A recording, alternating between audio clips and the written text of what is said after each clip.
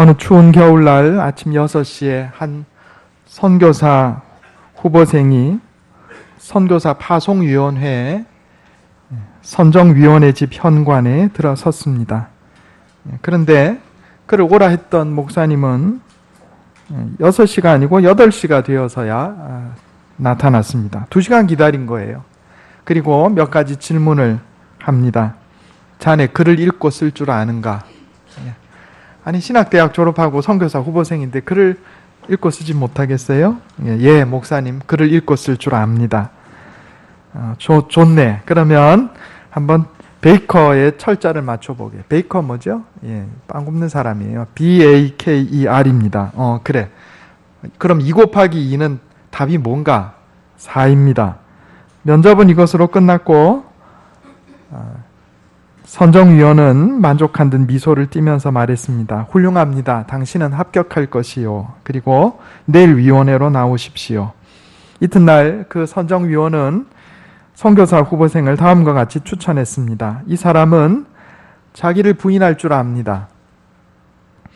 추위에도 견딜 줄 알고 푸대접과 멸시도 견디고 참아내는 겸손한 일꾼입니다. 선교사 합격했어요. 제가 신대원 입학시험 볼 때 생각이 납니다. 면접시험이 맨 나중에 있었는데 1995년도 일입니다. 1차 성경시험, 영어시험, 교리시험 이거 다 치르고 나서 그 1차 시험에 합격한 사람들 모아가지고 면접시험을 치르는데 이 면접시험 할 때 교수님들이 아주 고약합니다. 학생들 여기 앉혀놓고 아주 고압적인 태도를 취하고요. 또 아주 곤란한 질문들 막 던집니다. 자네 같은 사람이 주의종할 수 있나? 뭐 이런 식으로. 그러면 거기 앉아있는 사람들 굉장히 자존심이 상하죠. 자존심을 막 건드려요. 실제로 면접장에서 뛰쳐나가는 사람도 봤어요. 제가. 못 견디고 뛰쳐나가는 거예요. 에이 신학교가 여기밖에 없나. 나도 하나님의 종인데. 그리고 뛰쳐나간 거예요. 뛰쳐나간 사람은 합격일까요? 불합격일까요? 불합격이죠. 나중에 학교 들어가서 보니까 교수님들 모두 아주 훌륭한 인품을 소유한 좋은 분들이었어요. 그 왜 면접 때 그랬는가? 인성을 알아보려고 일부러 못되게 구는 거예요. 이거 견뎌내는지, 모욕적인 질문을 견뎌내는지.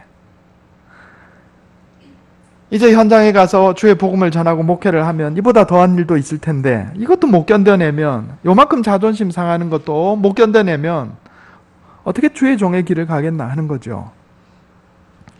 이 사람은 자기를 부인할 줄 압니다. 추위에도 푸대접에도 어떤 멸시도 참아내는 겸손한 일꾼입니다. 이런 사람이 주의 종의 길을 갈 수 있다 하는 겁니다. 출애굽기에는 하나님께서 이집트에서 노예로 살던 이스라엘 백성들을 구원해서 가나안 복된 땅으로 인도하시는 과정이 기록되어 있다. 제가 그렇게 말씀드렸습니다. 출애굽기를 보면 하나님께서 우리의 인생 여정, 신앙을 어떻게 인도하시는가 신앙 여정을 알 수 있다. 이런 말씀드렸어요. 출애굽기 3장 7절 8절에 나와 있는 7가지 동사 다시 한번 해보겠습니다. 여러분 기억하시죠? 자, 시작. 보고, 듣고, 알고, 내려가서 건져내어 인도하여 데려가려 하노라. 자, 자꾸 하다 보면 외웁니다. 지금 못 외운다고 절대로 낙심하지 마세요. 다시 한번 해볼까요? 보고, 듣고, 알고, 내려가서 건져내어 인도하여 데려가려 하노라. 보고 듣고 알고, 하나님께서 우리 형편을 보고 듣고 아신다는 거예요. 내려오시는 것은 대리자를 보내셔요. 모세를 보내시고 예수님을 보내시고 우리를 건져내 주셨어요.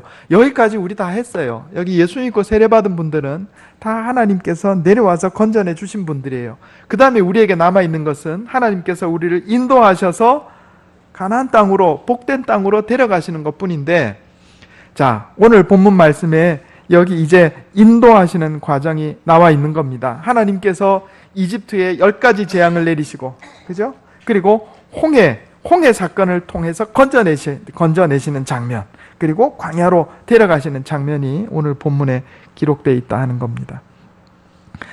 하나님께서 이집트에 10가지 재앙을 내리시고 쉽고 편한 해변길로 인도하신 게 아니고 앞이 홍해로 가로막혀 있는 광야로 인도하셨어요. 우리가 예수 믿고 나면 내 인생이 잘 풀릴 것 같은데, 그죠? 근심 걱정이 다 해소되고 이제 예수 믿고 하나님이 자녀 되었으니까 문제가 없을 줄 아는데, 그게 아니고 오히려 하나님께서는 홍해로 앞이 꽉 막힌 광야길로 인도하셨다 하는 겁니다.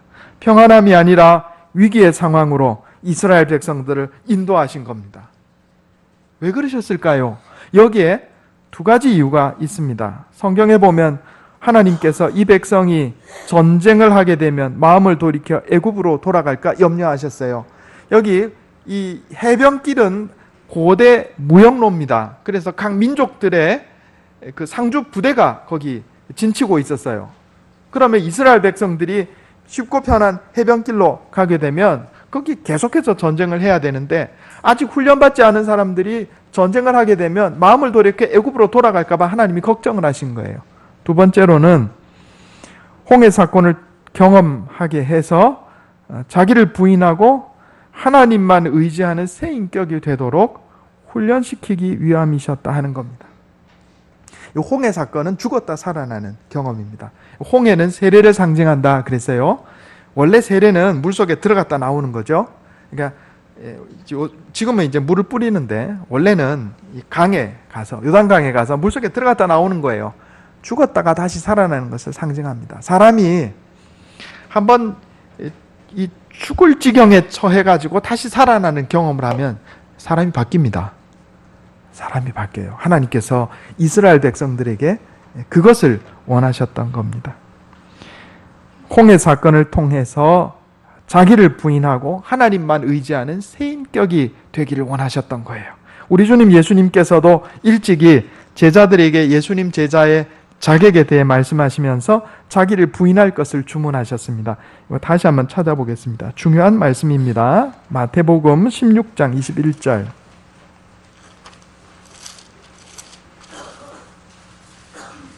마태복음 16장 21절에서 24절입니다.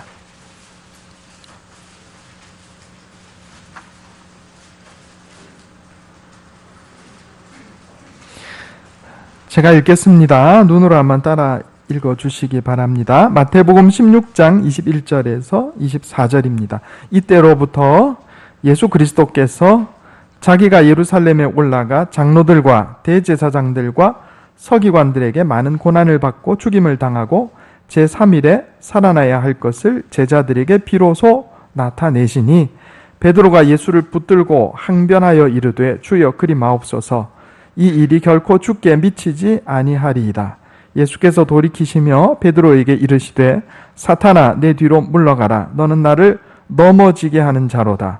내가 하나님의 일을 생각하지 아니하고 도리어 사람의 일을 생각하는도다 하시고, 이에 예수께서 제자들에게 이르시되 누구든지 나를 따라오려거든 자기를 부인하고 자기 십자가를 지고 나를 따를 것이니라. 아멘. 예수님께서 제자들과 함께 3년간의 공생애를 보내시고 이제 마지막 코스로 예루살렘을 향해 가셨는데, 예수님께서 예루살렘 향해 가신 것은 십자가에 달려 죽으시고 인류를 구원하시기 위한 마지막 코스였어요. 그런데 이제 제자들에게 마침 요 바로 직전에 베드로가 예수님을 향해 신앙을 고백합니다. 주는 그리스도시요 살아계신 하나님의 아들입니다. 그러니까 예수님이 이제 비로소 예수님의 진짜 목적, 예루살렘에 가서 십자가 지고 죽으실 것에 대해서 미리 예고의 말씀을 하셨던 거예요. 그러자 베드로가 깜짝 놀랍니다. 그리고 오늘 본문 말씀에 뭐라고 되어 있냐면, 베드로가 예수를 붙들고 항변하여 이르되 주여 그리 마옵소서. 이제 우리가 우리말에는 높임말이 있는데 원래 히브리어나 외국말에는 높임말이 없어요. 그러니까 여기 지금 존댓말은 빼고 들으시는 게 좋습니다. 여기 베드로가 예수를 붙들었다 그랬어요. 이게 우리가 잘못 생각하면 마치 혈우병 걸린 여인이 예수님 옷자락 붙드는 것처럼 생각하기 쉬운데 그게 아니에요. 여기 좀 더 정확하게 번역하면 예수님을 바싹 잡아당겼다, 이런 뜻입니다. 뭐 한 거예요? 멱살 잡은 거예요. 이 무슨 소리야 지금 당신? 내가 3년 동안 온갖 고생하면서 당신 따라다녔는데 당신 예루살렘에 올라가서 죽으면 난 어쩌라고? 이렇게 한 거예요. 예수님을 비난한 거예요. 그러니까 예수님이 베드로를 향해서 뭐라고 말씀하세요? 사탄아, 내 뒤로 물러가라. 네가 하나님의 일을 생각지 않고 사람의 일을 생각하는구나. 그리고 결론적으로 누구든지 나를 따르려거든 자기를 부인하고 자기 십자가를 지고 나를 따르라. 이렇게 말씀하셨어요. 여기 자기를 부인하는 것의 정체가 무엇인지 분명하게 설명하고 있습니다. 자기를 부인하는 것은 사람의 일을 생각하지 말고 하나님의 일을 생각하는 겁니다. 여기 부인이라고 하는 말은 헬라어로 아팔레오마이라는 단어인데 떨어져서 단절하다 이런 뜻이에요. 떨어져서 관계를 끊다 이런 뜻이에요.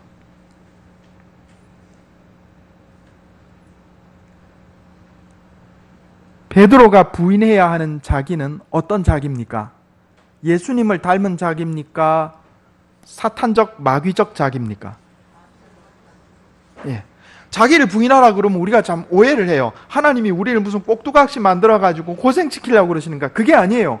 여기 예수님께서 제자들을 향해서 자기를 부인하라 말씀하실 때 그 자기는 사탄적 자기, 마귀적 옛 자기를 말하는 거예요.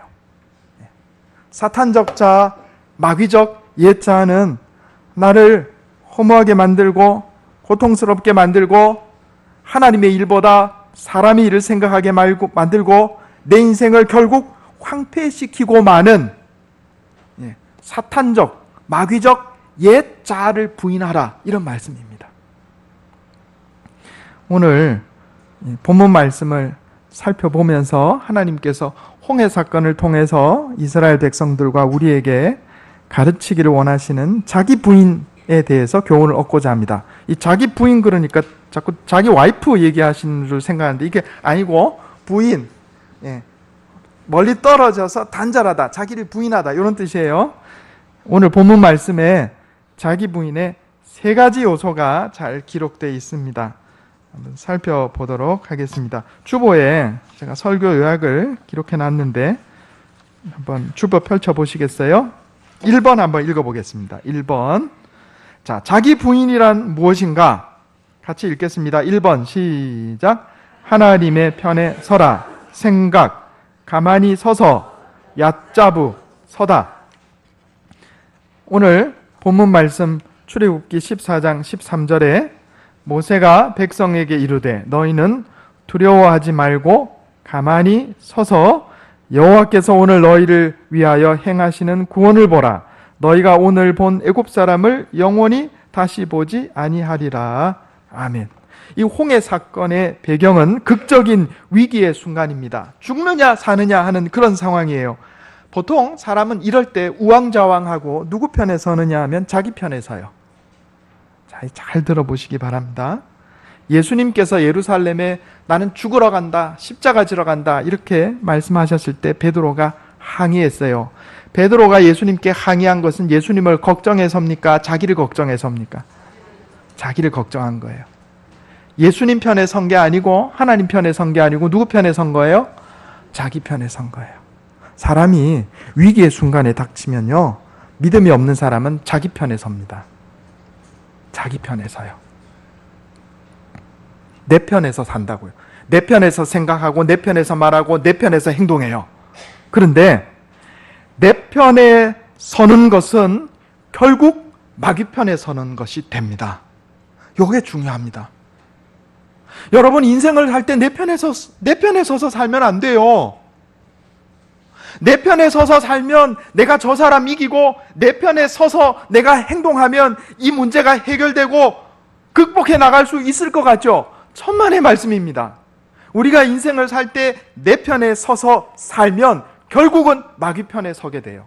예수님께서 베드로에게 경고하신 게 바로 그거예요. 네가 하나님의 일을 생각하지 않고 사람의 일을 생각하는도다. 사탄아 물러가라.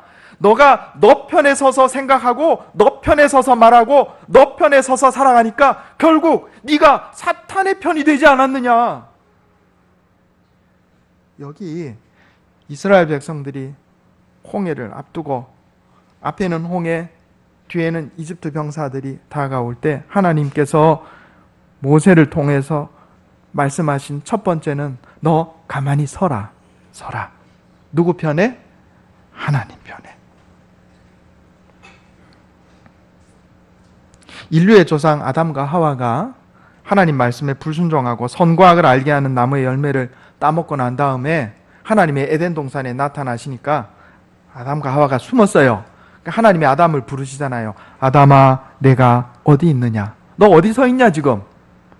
공간적 위치를 질문하신 게 아니에요. 너 지금 어디 있느냐? 내 편에 서 있느냐? 너가 지금 너 편에 서 있구나. 너 편에 서는 결국 마귀 편에 섰구나. 너 지금 어디 서 있냐? 너 마귀 편에 서 있지 않느냐? 이렇게 질문하신 거예요. 제가 전에 실제 있었던 일을 한번 말씀드렸잖아요. 미국 캘리포니아에 휴가 간 은행장 선생님이 한 분 계신데 고기 잡으러 낚시하러 갔다가 폭풍우를 만났어요. 그래가지고 이게 지금 배가 가라앉게 생겼는데 무전을 쳤단 말이에요. SOS 무전을 쳤어요. 그러니까 여기 해양 경찰이 그 무전을 듣고 질문합니다. What is your position? 너 지금 위치가 어디냐? 그랬단 말이에요. 그랬더니 이 사람이 뭐라고 그랬어요? 대답을? 나 은행장인데 이래 대답했어요. 죽었어요. 그리고 포지션이라는 말은 직위도 되잖아요. 그죠? What is your position? 그랬더니 나 은행장이다. 그리고 대답하고 죽어버렸어요. 위도 얼마, 경도 얼마 이거 얘기해야 되는데 하나님께서 우리에게 너 지금 어디 서 있냐? 이거 물으시는 거예요. 어디 서 있냐? 아, 이번에 과장으로 진급했는데요. 이거 물으시는 거예요? 아니요. 너 어디 서 있냐? 지금 너 편에 서 있느냐? 너가 지금 너 편에 서서 생각하고 너 편에 서서 말하고 너 편에 서서 살아가느냐? 너 그거 마귀 편에 서 있는 거야. 내 편으로 돌아와라. 이 말씀하시는 겁니다. 따라해 보겠습니다. 내 편에 서서 살면 결국 마귀 편 된다. 이걸 잊으면 안 됩니다. 그러니까 우리는 하나님 편에 서야 돼요. 그 노력해야 돼요. 이게 자기를 부인하는 겁니다. 자기를 부인하는 것은 마귀적 사탄적 옛자를 버리고 관계를 끊고 하나님 편에 서는 거예요. 이게 자기를 부인하는 것이다 하는 겁니다. 두 번째로 우리 2번 한번 읽어보겠습니다. 주보에 같이 읽어보겠습니다. 자, 시작. 침묵하고 기도하라. 말 가만히 있을지니라. 하라쉬 침묵하다 벙어리가 되다. 하나님께서 모세를 통해서 두 번째 명령을 이스라엘 백성에게 주시는데 출애굽기 14장 14절에 여호와께서 너희를 위하여 싸우시리니 너희는 가만히 있을지니라. 아멘. 이 가만히 있으라 그러니까 무슨 모래에 머리 집어넣고 이렇게 벌벌 떨고 있으라 이런 얘기가 아닙니다. 여기 번역이 조금 애매하게 됐는데 여기 가만히 있으라 하는 이 단어는 히브리어로 하라쉬인데 이것은 침묵하다 벙어리가 되다 이런 뜻이에요. 침묵하다 벙어리가 되다. 제가 지난 시간에 민수기와 여호수아서의 차이를 말씀드렸습니다. 민수기서에 기록된 역사와 여호수아서에 기록된 역사의 차이. 민수기는 실패의 역사요, 패배의 역사입니다. 여호수아서는 성공의 역사요, 승리의 역사입니다. 뭐가 다른가? 민수기에도 하나님의 기적이 있고 민수기에도 예배가 있어요. 여호수아서도 하나님의 기적이 있고 예배가 있어요. 뭐가 다른가? 민수기에는 없고 여호수아서에는 있는 거. 뭐라고 그랬어요? 순종. 그래서 여호수아가 이스라엘 백성들을 이끌고 여리고성을 돕니다.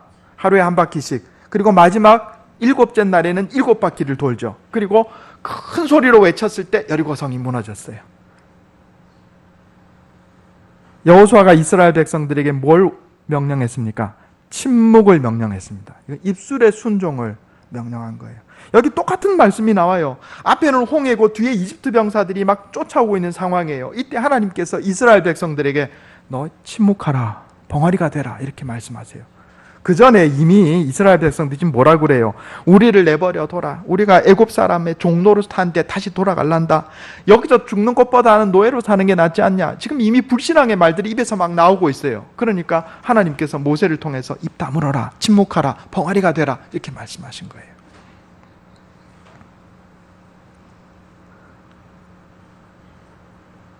입술에 순종하는 자에게 하나님의 능력이 나타납니다. 여러분 이걸 기억하시기 바랍니다.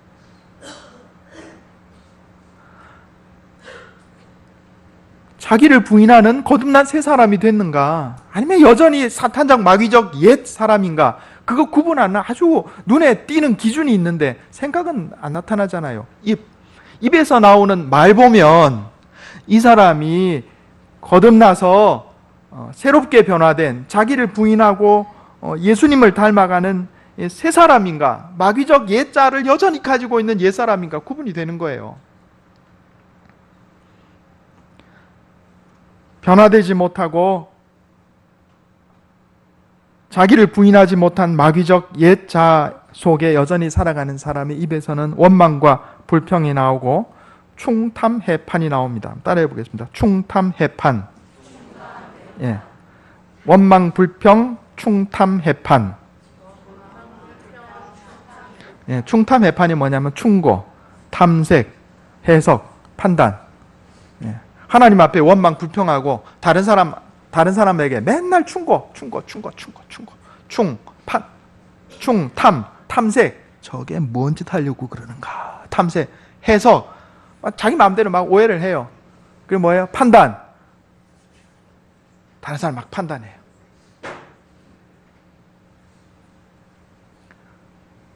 입에 할례를 받은 사람, 새롭게 거듭난 사람, 자기를 부인하고 예수님 닮은 입을 가진 사람, 입에서 감사가 나오고 진도친 칭지격동합니다. 따라해 보겠습니다. 입에서 감사가 나오고 진도친 칭지격동합니다. 예. 진도친이 뭐예요? 진실인가? 도움이 되는가? 친절한가? 내가 하는 말이 진실인가? 참된 것인가? 도움이 되는가? 친절한 말인가? 칭지격동이 뭐예요? 칭찬, 지지, 격려, 동기부여. 거듭나지 않은 자, 과거와 단절하지 못하고 자기를 사탄적, 마귀적 옛 자를 부인하지 못하고 아직 그 안에 사는 사람은 원망, 불평하고 충고, 탐색, 해석, 판단합니다. 그러나 옛 자를 벗어나서 과거와 단절하고 새 사람을 입은, 예수님을 닮은 새 사람을 입은 사람, 홍해를 통과하고 영적인 세례를 받아서 변화된 사람, 새 사람이 된 사람은 마음에 있는 대로 입에서 감사가 나오고 진도친, 진실인가, 도움이 되는가, 친절한가, 칭찬, 지지, 격려, 동기부여하는 말이 입에서 나온다 하는 겁니다. 나 자신을 잘 한번 체크해 보시기 바랍니다. 내가 아직 홍해 건너기 전인가, 홍해 건넌 후의 사람인가. 하나님께서는 모세를 통해서 이스라엘 백성에게 하라시, 침묵하라, 벙어리가 되라. 입에서 악한 말 내어버리고 차라리 입 다물고 있어라. 원망과 불평의 말을 버리고 충탐, 해판 버리고 하나님 앞에 잠잠히 기도하라. 그리고 그 입술에 할례를 받고 감사하고 진도친하고 칭지격동하라. 이렇게 말씀하는 겁니다. 적어 놓으세요. 자꾸 입에서 이거 나와야 됩니다. 원망, 불평, 충탐, 해판 하지 말고 감사하고 진도친하고 칭지격동하자. 따라해 보겠습니다. 원망, 불평, 충탐, 해판 하지 말고 감사, 진도친, 칭지격동하자. 한 100번만 하면 외울 겁니다. 자꾸 외우면 이대로 따라가요, 삶이. 세 번째로 우리 주보 3번 한번 보겠습니다. 3번. 자기를 부인하는 것은 입술의 악한 습관을 부인하는 겁니다. 3번 같이 읽겠습니다. 시작. 말씀에 순종하라. 행동. 지팡이를 들고 손을 바다 위로 내밀어. 룸, 나타, 높이 들다, 뻗다. 이니셔티브를 쥐어라. 이런 말이 있습니다. 이니셔티브는 우리말로 하면 우선권, 다른 이보다 내가 먼저 하는, 이렇게 번역할 수가 있습니다. 이니셔티브를 쥔다는 것은 다른 누구보다 먼저, 다른 무엇보다 먼저 어떤 것을 하는 것을 의미합니다. 오늘 본문 말씀에 적용하면 순종의 이니셔티브를 쥐어라. 이렇게 표현할 수 있겠습니다. 자, 오늘 말씀을 잘 봐야 돼요. 하나님께서 홍해를 먼저 가르친 것이 아니고 모세에게 명령해서 이스라엘 백성들 앞으로 나가게 하라. 그리고 너는 지팡이를 들어 앞으로 내밀라. 이걸 먼저 말씀하셨어요. 홍해가 갈라지기 전에 이스라엘 백성들에게 명하여 앞으로 나가게 하고 너는 지팡이 들고 앞으로 내밀어라. 그리고 난 다음에 홍해가 갈라졌어요. 하나님께서 우리 삶에 기적을 행하시기 전에 먼저 상황과 상관없이 우리에게 순종의 행위를 요구하십니다. 순종의 이니셔티브를 요구하셔요. 비슷한 내용이 또 여호수아에 나옵니다. 여호수아 3장 11절 한번 보겠습니다.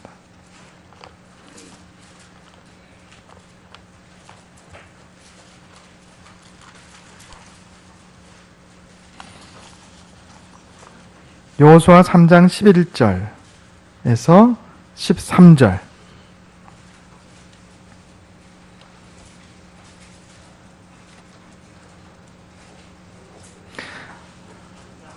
(3장 11절에서 13절) 323페이지입니다. 제가 읽겠습니다. 보라, 온 땅에 주의 언약궤, 언약궤는 법궤입니다. 언약궤가 너희 앞에서 요단을 건너가나니 이제 이스라엘 지파 중에서 각 지파에 한 사람씩 12명을 택하라. 온 땅에 주 여호와의 궤를 맨 제사장들의 발바닥이 요단물을 밟고 멈추면 요단물 곧 위에서부터 흘러내리던 물이 끊어지고 한 곳에 쌓여 서리라. 자, 여호수아와 이스라엘 백성들이 요단강을 건너서 본격적으로 가나안 땅으로 들어가는 장면인데 잘 보세요. 요단강물이 먼저 그치고 난 다음에 이스라엘 백성들이 건너갔어요? 아니면 법궤를 맨 제사장들을 비롯해서 이스라엘 백성들이 물 안으로 들어가고 난 다음에 물이 끊어졌어요? 먼저 들어갔어요. 아직 물이 찰랑찰랑한데 제사장들의 발바닥이 요단강을 밟을 때 물이 끊어졌어요. 뭐예요? 순종의 이니셔티브를 요구하신 거예요. 이게 하나님께서 우리 인생에 섭리하시는 방식입니다. 하나님, 홍해 물 갈라주시면 내가 건널게요. 아니요. 그게 아니고 아직 홍해 물 찰랑찰랑 해도 일단 나가. 손을 들어, 지팡이를 들어, 앞으로 내밀어. 거기에 순종하면 그 순종하는 모습을 보시고 하나님께서 홍해 물을 열어주시는 거예요. 요단강이 찰랑찰랑 해도 하나님께서 법궤를 맨 제사장 앞으로 가! 한 다음에 법궤를 맨 제사장의 발이 요단강물에 닿을 때 먼저 순종의 이니셔티브를 요구하신 다음에 그 다음에 기적을 일으켜 주신다고요. 상황이 되면 순종할게요. 하나님, 내가 지금 예배드릴 형편이 아니에요. 일단 상황을 허락하시면 제가 주일 예배 드릴게요. 이 세상 사는데 내가 어떻게 정직하게만 살아요. 주님, 내가 조금 돈 좀 벌고 난 다음에 그 다음 정직하게 살게요. 거짓말 안 하고. 아니요. 그건 믿음이 아닙니다. 그건 자기를 부인한 게 아니에요. 여전히 사탄적, 마귀적 옛사에 사로잡혀 있는 거예요. 자기 편에 서 있는 거예요. 그렇게 살면 인생이 허무와 고통 가운데 황폐하게 되고 말아요. 그러나 내가 내 편에 서지 말고 하나님 편에 서고 내 입술에 할례를 행해서 믿음의 말을 하고 순종의 이니셔티브로 나 자신을 부인하는 행동을 할 때 하나님께서 내 인생에 섭리하시고 내 인생에 능력을 베푸시고 기적이 일어나는 겁니다. 여러분, 이것을 경험하시기 바랍니다. 해봐야 돼요. 순종해서 하나님의 능력을 체험하면 믿음이 성장합니다. 그러면 더 큰 순종을 하고 믿음이 더욱 성장하고 더 큰 순종을 하면 더 큰 복을 받고 믿음이 더욱 성장해요. 이게 순종의 선순환이에요. 하나님 말씀을 불신하고 불순종하면 능력을 경험하지 못해요. 믿음이 떨어져요. 그러면 더 작은 일에도 순종하지 못해요. 그러면 하나님의 능력을 더 경험하지 못해요. 이게 불순종의 악순환이에요. 저주의 악순환이 돌아가요. 여러분, 내 인생의 순종의 선순환, 축복의 선순환이 돌기를 원하십니까? 불순종과 저주의 악순환이 돌기를 원하십니까? 혹시 내 인생에 혹시 불순종과 저주의 악순환이 돌아가고 있으면 빨리 여기서 탈출해야 됩니다. 어느 날 한 부인이 가정생활을 비관하면서 하나님께 간절히 빌었습니다. 하나님, 나 빨리 천국에 가고 싶어요. 인생이 너무 힘들어요. 하나님이 나타나셔서 이 부인에게 말합니다. 살기 힘들지? 그래, 내가 너 마음 이해한다. 내가 너 소원 들어줄게. 대신에 그 전에 몇 가지 내 말대로 한번 해보겠니? 그러니까 부인이 예, 하나님 말씀대로 한번 해보겠습니다. 하나님이 말씀합니다. 집이 너무 지저분한 것 같은데 너 죽은 후에 마지막 정리 잘 하고 갔다는 소리는 들어야 되지 않겠냐. 좀 집안 청소 좀 할래? 며칠 동안 열심히 청소했어요. 3일이 지난 후에 하나님이 다시 말씀합니다. 얘야, 집안 정리 잘 했다. 근데 애들이 마음에 걸리지. 그래도 엄마 죽고 난 다음에 애들이 그래도 엄마 살아생전에 우리를 정말 사랑했어. 이렇게 느끼게 하고 좀 죽어야 되지 않겠냐. 그러니까 사흘 동안 최선을 다해서 아이들에게 한번 사랑을 베풀어 보렴. 사흘 동안 이 부인이 아이들을 한 사람 한 사람 사랑으로 품어주고 눈을 맞추어주고 이 얘기 들어주고 맛있는 음식 해주고 사흘 동안 열심히 했어요. 다시 3일 후에 하나님이 다시 나타나셔서 말씀합니다. 자, 이제 갈 때가 됐다. 근데 한 개만 더 하자. 너 남편 때문에 상처받고 인생이 많이 힘들었지. 남편 미웠지. 그래도 장례식 때 남편 입에서 그래도 좋은 아내였는데 이런 말이 좀 나와야 하지 않겠니? 너 사흘 동안 마음에 내키진 않겠지만 남편한테 최대한 한번 잘해봐라. 그래, 아내가 3일 동안 최대한 남편에게 사랑을 베풀고 친절을 베풀고 그래 해줬어요. 다시 3일 후, 그러니까 총 9일이 흘렀어요. 9일 후에 하나님이 다시 나타나셨습니다. 자, 가자 이제 천국에. 그런데 이 부인이 집을 가만히 돌아보니까 집안은 깨끗하고 아이들 얼굴에서는 기쁨이 넘치고 남편 얼굴에 행복한 미소가 감돌고 그러는 거예요. 아니, 하나님, 우리 집이 천국 비슷하게 됐는데 내 하늘 천국 나중에 갈게. 여기 조금만 더 있다 갈랍니다. 근데 왜 이렇게 됐죠? 그래서 하나님이 부인에게 말씀합니다. 지난 9일 동안 네가 그래 만들었잖아. 내 말에 순종해서 가정이 천국이 됐네. 하나님, 이제부터 여기서 천국 만들어가면서 한번 살아보겠습니다. 국민일보에 나왔던 재밌는 이야기입니다. 내 인생에 홍해와 같은 위기가 닥칠 때가 있습니다. 하나님께서 나에게 자기 부인을 가르쳐 주려고 그러시는 거예요. 자기 부인. 마귀적 사탄적 옛자에게서 떨어져서 끊어내고 예수님 닮은 인격으로 변화시키려고. 우리 앞에 홍해가 닥치면 여러분, 내 편에 서지 말고, 내 편에 서면 마귀 편에 서는 것이 되고 결국 인생 망합니다. 내 편에 서지 마세요. 사람이 본능적으로요, 어려움 닥치면, 어려움 닥치지 않아도 평소에 자꾸 내 편에 서서 살려고 그래요. 네 편, 내 편 갈라갖고 내 편에 서서 살려고 한다고요. 그러면 마귀 편 된다니까요. 내 편에 서지 말고 누구 편에 서요? 하나님 편. 이거 잊으면 안 돼요. 하나님 편에 살면 하나님 복 주세요. 내 편에 서서 살면 마귀 편에 사는 게 돼서 망하는 인생 되는 거예요. 입술에서 모든 불순종의 말들을 벗어버리고 침묵하며 기도하고 순종의 이니셔티브, 상황이 안 돼도 먼저 순종하고 나갈 때 하나님께서 홍해의 기적을 베풀어 주십니다. 그래서 자기를 부인하는 마귀적 옛자를 버리고 예수님 닮은 인격이 되어 복되고 승리하는 인생 사는 저와 여러분 되시기를 예수님의 이름으로 축원합니다. 기도하겠습니다. 하나님 아버지, 감사합니다. 이스라엘 백성들이 자기 부인의 홍해를 건너서 주님 인도하시는 가나안 땅을 향해 나아갔던 것을 깨닫게 하시니 감사합니다. 하나님, 우리가 인생을 살면서 위기의 상황이 닥칠 때 자꾸 내 편에 서서 생각하고 말하고 행동하지 않는지 나를 돌아보게 해 주시옵소서. 마귀적 사탄적 옛자를 부인하고 예수님 닮은 인격 되게 해 주시옵소서. 하나님 편에 서서 생각하며 하나님 편에 서서 말하며 순종의 이니셔티브를 쥐고 순종으로 행동하게 하여 주시옵소서. 그래서 하나님 주시는 놀라운 능력을 맛보고 주님 주시는 풍성한 복을 경험하며 살아가는 주의 백성들 다 되게 해 주시옵소서. 이것이 내 힘과 능력으로 되지 않음을 고백합니다. 날마다 말씀으로 나를 깨우쳐 주시고 성령으로 인도하여 주시옵소서. 우리 주 예수님의 이름으로 간절히 기도하옵나이다. 아멘.